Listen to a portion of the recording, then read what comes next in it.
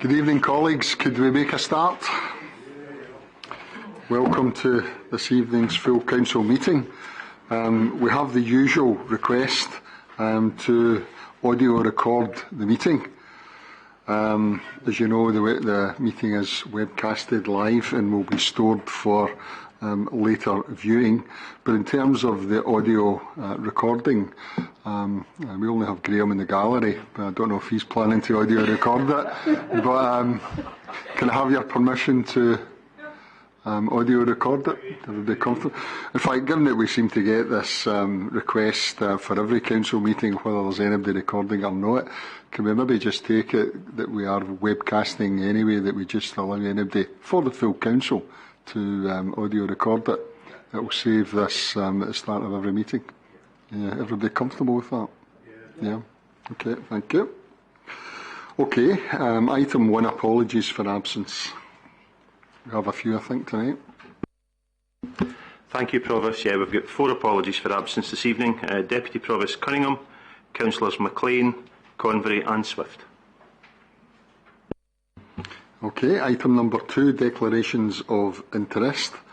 As you know, the Council's Code of Conduct requires elected members to declare any financial or non-financial interests they may have in any of the items on tonight's agenda.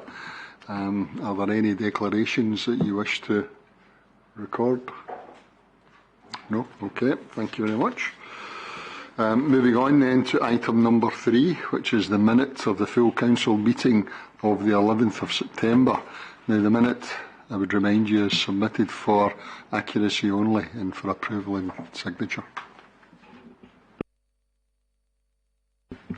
Item 4, again, minute of a full council meeting of 26 September. The minute is submitted for approval and signature in terms of its accuracy only. Okay. And item 5 is the minute volume for the period 12th September to 29th October 2019. The minutes are submitted for approval, but of course if you wish to question anything on this minute volume, you are able to do so. So are there any questions? Councillor Wallace. Thank you, Provost. It was to do with the Cabinet meeting of the 24th. I think we got that in supplementary minutes. I just found the report to Cabinet slightly disingenuous in that everything that made the Council appear tickety... Oh, well, can I just check the page it's on? Oh, crikey. Well, I don't know. I've gone digital here. I've no idea. I don't know. What's the item, and we'll just so people can trace it? It's the housing services performance report in the supplementary minutes. Don't tell me I've got this wrong again. Yeah. All right. Okay, page 987. 987. I'll take your word for it. Right.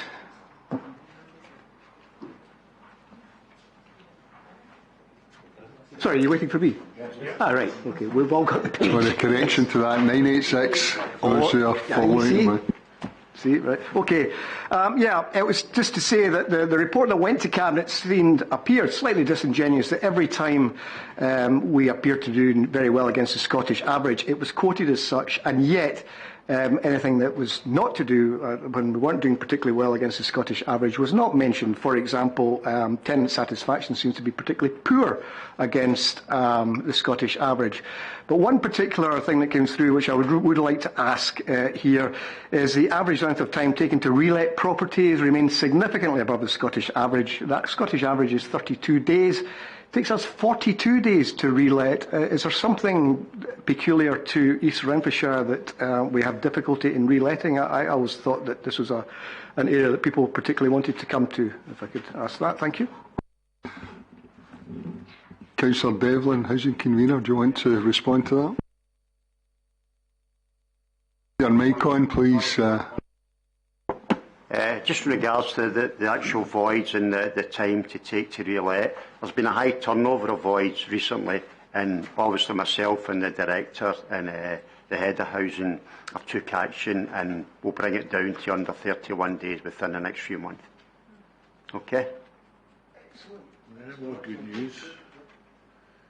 Sorry, Councillor Buchanan. Yeah, just to add to that, it was actually discussed at the Cabinet meeting. The issue of voids was raised, and the matter was raised with the Department, and we were given the assurances, as Councillor Devlin has just intimated, there had been a number of issues over staffing area and getting the properties ready for occupation, and given the very high standards that we actually have in ensuring that our properties are fit for purpose, then the delay was factored in as part of that. But we are working to redress that and ensure that our properties are fully occupiable as quickly as they possibly can be.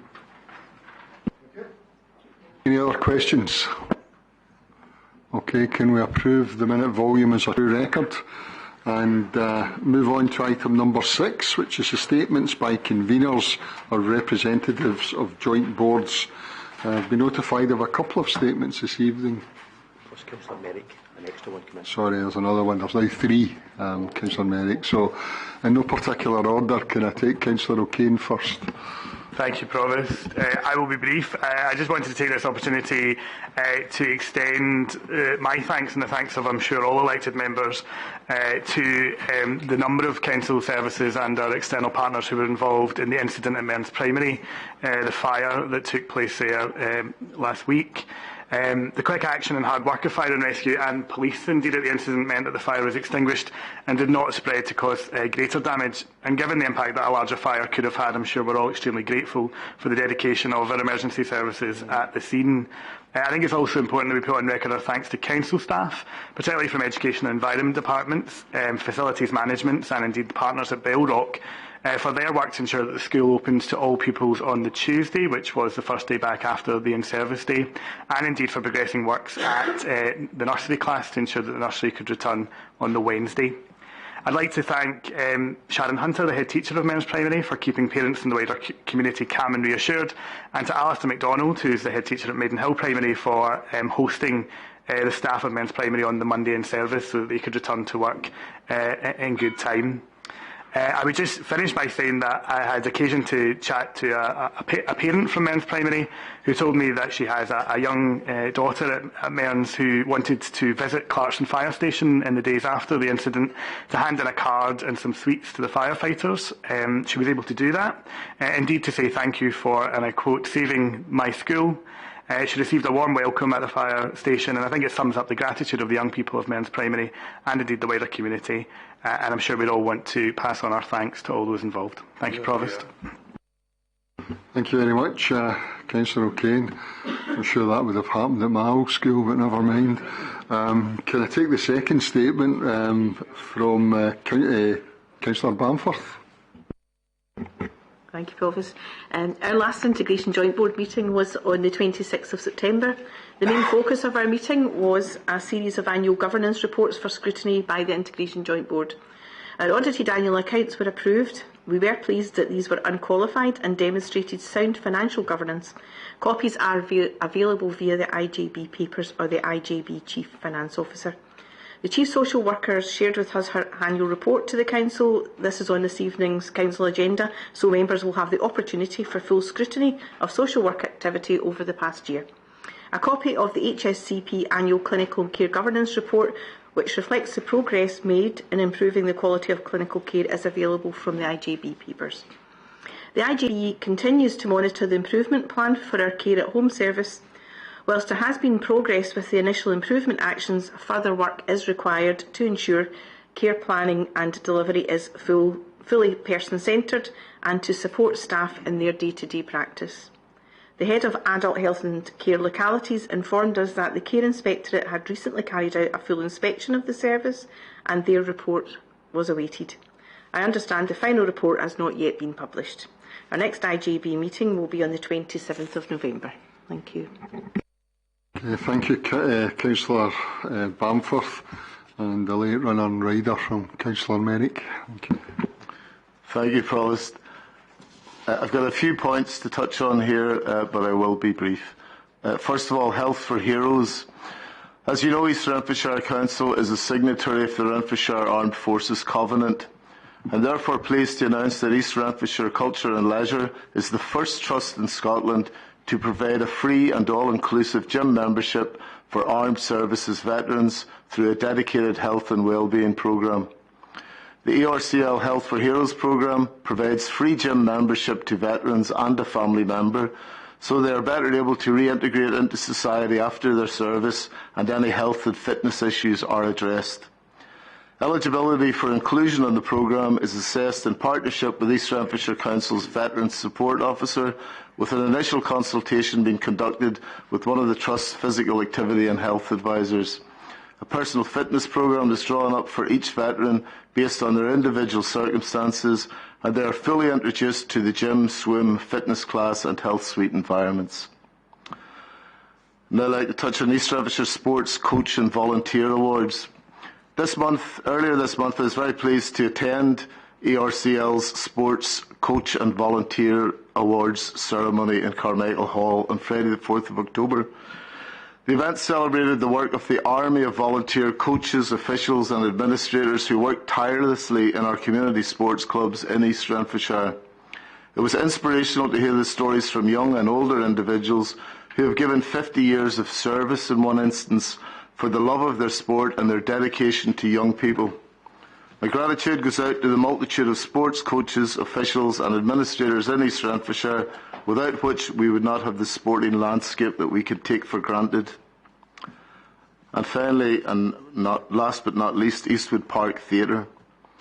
I've spoken previously about the excellent work being done by the Trust in the development of the performing arts at Eastwood Theatre. Last week was a milestone for Eastwood Park Theatre with 2 sell-out shows in 1 week. On Monday we had a full house for the showing of the National Theatre live production of Fleabag, followed on Thursday evening by Scotland's own Janie Godley with her one-woman stand-up show.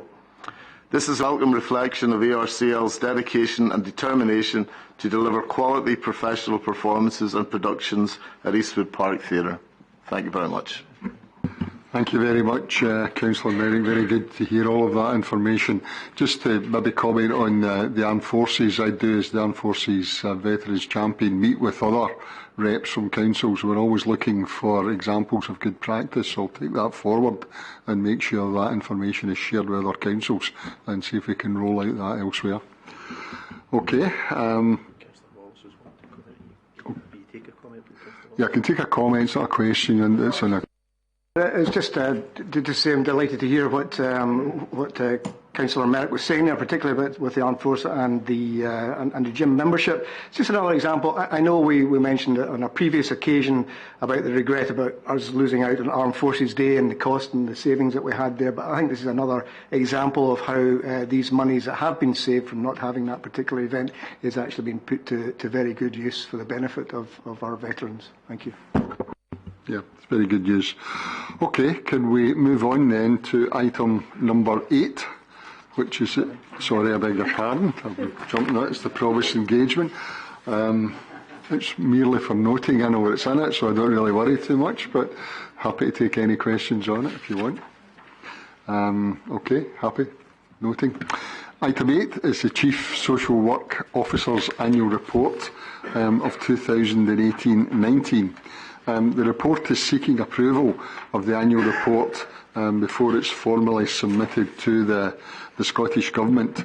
Kate Rocks is here this evening and she will briefly comment on the report and can obviously answer any questions on it. Kate. Thank you, Provost. I am delighted to introduce my 5th annual report as Chief Social Work Officer. The report outlines the performance of key strategy functions and the associated practice developments that support this. The report is retrospective but also does reflect some of the work that has been carried out over 1920. Last year was a very busy year for Chief Social Work Officer and social workers. And I think the report reflects some of the excellent work that we are doing within social work services. The report can't be seen in isolation of other reports, so our annual performance report, a clinical and care governance, CPC, APC, and a lot of the partnership activity. For children's services, some of the key highlights have been excellent performance in shifting the balance of care, and improving outcomes for our most vulnerable children. Strong performance and more robust quality assurance processes across statutory functions for children and adults at risk of harm. Excellent work in permanency and ensuring that we are securing children's futures.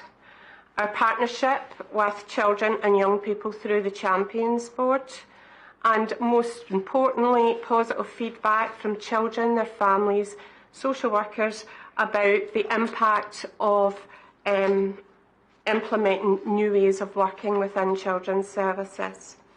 I think that the report shows that we have continued delivery of high quality criminal justice service, social work services within East Renfrewshire, and it shows the development of local recovery communities and peer support. I suppose I have to say that we are facing some areas of challenge, particularly with compliance with adult protection timescales, but that was reported last year within the Chief Social Work Office report, but we've seen an improvement of that compliance moving from the mid 30% range to the high 80% range. So that's some good news to see. But and this is as a result of all the hard work that the staff has involved, plus supported by stronger pathways and a robust improvement plan. Over the forthcoming year, I think that there needs to be more focus on the quality of professional social work practice for adult services, and this will be a significant area of activity. And this is about developing the workforce to ensure that we improve outcomes for service users. So in the year ahead, we will continue to focus on practice and professional standards by training our staff in new recording standards, chronologies, etc. The quality of supervision for our staff will be a significant area of work over 1920. The Care Inspectorate carried an unannounced inspection, and the convener has outlined that. And whilst the Care in February 2019, and they found that while service users spoke very highly of the support workers and gave, particularly around their care and compassion, that the care at home service was delivering poorer outcomes than we would wish at this time. In light of this, the service was considered unsatisfactory for both care and support and management and leadership, and weak for staffing. The service has been given 9 requirements and 1 recommendation to meet. There is a robust improvement plan in place, and we do hope that we will see improvements over the forthcoming year. I think one of the things I would want to highlight is the Fit for the Future redesign programme has been the focus of considerable activity for adult services, and this has sometimes meant that the reduction in management capacity to progress this has been slower than previously anticipated. Nevertheless, there will be a sharper focus on quality assurance, self-evaluation and continuous improvement. And as a consequence of what we've done in the last year, I do believe that we know ourselves better, and more importantly, we now know what we need to improve. There is a significant rise. There has been a number of children. The number of children affected by disability continues to rise in East Renfrewshire, and for particularly children's social work, we have seen an increase of 12% at the front door, and that is mainly relating to children that have got additional support needs. And also we've seen that the number of children in receipt of an individual budget has increased by from 35 to 111 children over the last 5 years, and 57% of children with disabilities who are known to a social worker, which is good news, are in receipt of SDS. But a social worker's caseload for children's services in East Renfrewshire now constitutes a third of the caseload constitutes children with disabilities, and that's a different profile. And that directly impacts on adult services as we move forward. So we have seen a 100% increase in transition over the last year. I suppose in line with that, we have agreed that over the next year, a key priority for adult services is to develop a suite of management and performance information for adult statutory social work and social care, with the intention that the data produced will be used intelligently to support continuous improvement and transformational change. With that in mind, there is now an adult care governance group that has been set up that will oversee that data, and that will directly impact on what I will report to you next year. The delivery of high-quality mental health statutory services remains a challenge nationally, and the shortage of IMHO's mental health officers and the general demographics and age profile of the workforce is challenging, and we are no different in East Renfrewshire. And as a consequence of these emerging national issues, I will lead the local review of our mental health officers' statutory functions and delivery within East Renfrewshire over 1920. I would finally want to say that I just want to thank all the social work staff and our health colleagues and our partner agencies, particularly Education for Children's Services, in terms of the leadership, the commitment and the vision. It is truly integrated without the need for integration, and that is showing a significant improvement in some of the outcomes for our children, particularly our most vulnerable children. But they continue to work to the benefit of our children and our adults and put them at the heart of all of this. Their dedication, commitment, creativity and humanity continues to never, and it always amazes me, and the improvements and successes in this report belongs to them. So thank you very much for listening tonight. Okay, thank you very much, Kate, for that, and happy to take any questions or comments. Councillor Aiken. Thank you, Provost. Just one very quick comment. You mentioned that the social services, that you find that after this year that you know yourselves better and you know what we need to improve. Could you just tell us what it is you think we need to improve on? I think quality of the assessments and the timescales for response, particularly within adult services, and understanding the demand more around that. And I think Fit for the Future has actually helped us to do that, because when you redesign services, you tend to shake them up a bit. So actually you're able to get underneath what needs to happen. So I would suggest that would be. Councillor O'Kane. Thank you, Provost. I think just to welcome the report. It's a very comprehensive report, and as always, it's excellent to have the Chief Social Work Officer deliver it. I think it gives us a real flavour of the work that's gone on through the year, and indeed allows us to scrutinise that. I think just to accord with what Kate has said about the strong partnership working between education and social work, particularly in terms of children's services and delivery of that. The IJB, I was pleased to say that actually I think our model here works better than perhaps in some areas where there is a more formal integration of children's services. I think actually without formally integrating it, it works because of the strength of partnership, and I think that should be commended and indeed continued to ensure that we get the best outcomes for all of our children and young people, but particularly those who are care experienced, looked after, and young people who are find themselves in very vulnerable situations. Okay, thank you for that. Councillor Buchanan. Yeah, thanks, Provost. Yeah, just to thank Kate again for this report. We had obviously been through this at the IJB, and as has been mentioned, it's a very welcome report. Indeed, it's an excellent report in many areas. We know we have the difficulties with our care at home services, and that is currently being monitored and managed. But within this report, the children's services that have been delivered are absolutely outstanding.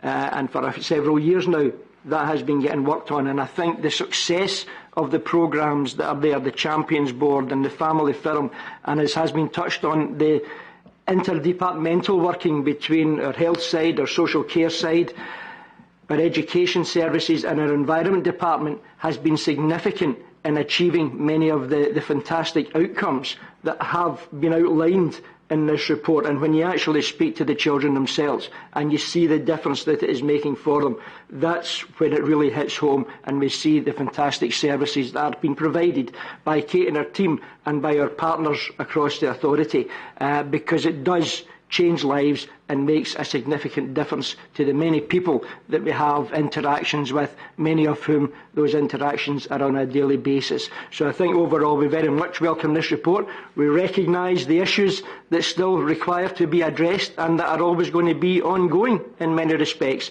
but we are making every effort to tackle those, and I'm delighted that Kate has brought this report to us and highlighted the areas which do have some concern for us, and we know that ongoing work has been done to continually improve those services. So thanks very much to everyone concerned in the delivery of the report. Thank you for that, Councillor Buchanan. Councillor Wallace. Thank you.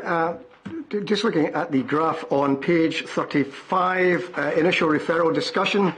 Looking at the physical abuse, neglect seems to have gone down, domestic abuse, sexual abuse, parental alcohol misuse, parental substance misuse, parental mental health. We seem to be getting these initial referrals increases there. I'd just like to ask the question, is this something across society? Is it peculiar to East Renfrewshire? I mean, don't get me wrong here, I don't question the work of the social work department itself and the kind of the huge amount of effort and work that they put in on our behalf, but it's just looking at these figures, it's quite disturbing. Is this reason for concern to East Renfrewshire, or is it a more general problem? Thank you. Ms Rocks, can you answer that? I can actually do the conversions here. What I would say is that the partnership working is really strong in East Renfrewshire. So we tend to get referrals much earlier than perhaps some other areas. So actually what we now know and the way that we process the referrals, and we have the discussions with Police Scotland, Health and sometimes Education, allows us to define what these categories of harm are much better. I suppose the bit that we have to understand that it's quite complex landscape out there. So for example, a few years ago, sexual abuse wasn't considered a high category for us. It's much higher now, and that is as a result of a lot of online activities that and the detection. And we've just came from a seminar with the police, and the police are more likely to come back to us and tell us very quickly that this is going on. The range of the alcohol use, substance misuse, mental health, we're probably lower than some areas, actually. So many of the deprived areas would be sitting much higher than yourself. But these are small numbers. And actually, if you look at how many referrals that we receive in comparison to some comparator authorities, we're not out with any kind of high risk. We're not running with high risk here. Councillor Miller. Thanks very much, Provost. Can I refer members to page 41, and just to say I'm delighted at the reconfiguration of Bonnet House. I'm sure that, from what I'm told, all the residents are getting moved out to Titwood Road and Govan at the end of this year, beginning of next year, and it's going to take 3 months. I really look forward to seeing the new Bonnet House when it is opened again, hopefully in about April. I'm delighted that this council weren't allowed to sell it off 2 or 3 years ago. Any other comments? Councillor Bamford. Thank you. First, I'd like to point out to Councillor Miller that it was Councillor Swift in 2012 who first suggested it, and I can send him a link to the papers to prove it. Anyway, it was 2012, yes. I would like to say I sit in the Causeway Health and Wellbeing Board, and East Renfrewshire HSCP is considered an exemplar in many areas, and it has a really good reputation around the innovative work we do, in particular the Family Wellbeing Service that's been set up is the Talk of the Streamy in COSLA, and they're all very interested, and I know they're contacting Kate and Julie to talk about it. The other thing that was mentioned as part of Kate's report, which was an excellent report, thank you very much, is around mental health officers. And we discussed that at the Health Board, Greater Glasgow and Clyde the other week, around the, I'm trying to remember the legal terminology for it, when you're adults with incapacity, that's it. So thank you very much. It is a problem, well, not a problem, but there is a shortage across all HSCPs, so it's not something that is particular to East Renfrewshire, so I just wanted to point that out. Thank you. Councillor Lafferty. Report. Thanks. Put your mic on. Thank you. Sorry. Kate's report highlights the very significant levels of challenge facing the Health and Social Care Partnership. But I think it also highlights how these challenges have been addressed successfully over the past year. And as the convener points out, I think a great deal of that is joint working across the council, not restricted to social work services or education. I'm pleased to see the work that the Director of the Environment Department have progressed the Family Firm initiative, and there's young people, care experienced young people in East Renfrewshire now employed as trainees in the Environment Department. I've forgotten the rest of it, but that's it. Well done, Kate. Thanks for that, Mick. With that. Councillor Wallace, did you want another go? Yeah. No, no, just to say, it's been many years since I've been through in COSLA, but just delighted to hear they've installed a steamy there. That's great, thank you. Good. Many things happen at COSLA. Okay, any other comments? Right, can we thank Kate Rocks for the report and approve it, and it can now go to Scottish Government. Moving on to the last item tonight, which is item number 9, the Scottish Elections Reform Bill. The report is seeking approval from you tonight for the comments to the Scottish Election Reform Bill. But again, it's open for any questions or comments that you may have.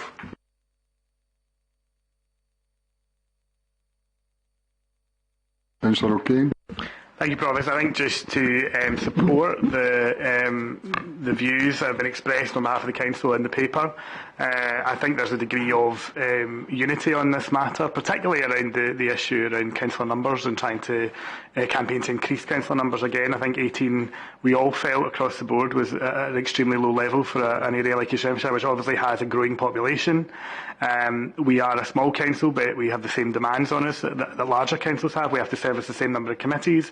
Many of us are doubling up in terms of those committees. So I think we're all agreed that an increase in the level of councillors is important. I think the principle contained within this is that it shouldn't just be for the minister of any political colour to decide kind of unilaterally, but actually there should be a process in Parliament where decisions can be scrutinised, evidence can be taken. I mean, I think we put in a large degree of evidence about that whole argument they made about deprivation, bringing a bigger workload for councillors. You know, we were able to prove that isn't always the case, but we weren't ever able to articulate that. So I think it's right that it should be a parliamentary process that looks at that. So I think just to thank the officers, particularly Lorraine and Damon, for their work on this. They're going to have a busy period going forward in the next few weeks, obviously, so I think it's important that we put on record in advance our thanks to them and all the staff who will be involved in elections more generally. But this is a good paper, and I hope everyone supports it. Councillor MacDonald. I just wanted to make a quick note about the point 9 it was, and it was on page 56. It's to do with, I wasn't aware that you could actually be registered to vote in 2 different local authority areas, and I was just wondering as to how that's actually possible. Maybe Mr. Daly could explain that to me. It's possible, Councillor MacDonald, because that's the way the legislation is framed at the moment. It's something that has been recognised as an anomalous situation whereby, as we've just talked about, someone can be on the electoral register in two different places. The key issue is about, although they're on the register in two different places, they're only entitled to vote once, and were they to vote twice, then they're potentially breaking the law. But as the legislation as it stands at the moment entitles people to be on the register in two different places. And at the end of the day, we will work with the legislation that's in force. Okay. Councillor McKinnon. Yeah, thanks, Provost. Again, just happy to approve the paper and indeed thank the officers for the work that they've done in relation to this. We all know the difficulties at the last Boundary Commission and the issues that we faced by the reduction in our numbers of councillors or elected members down to 18, when we should in fact have probably been going to nearer 22 in order to meet the needs of the constituents whom we serve.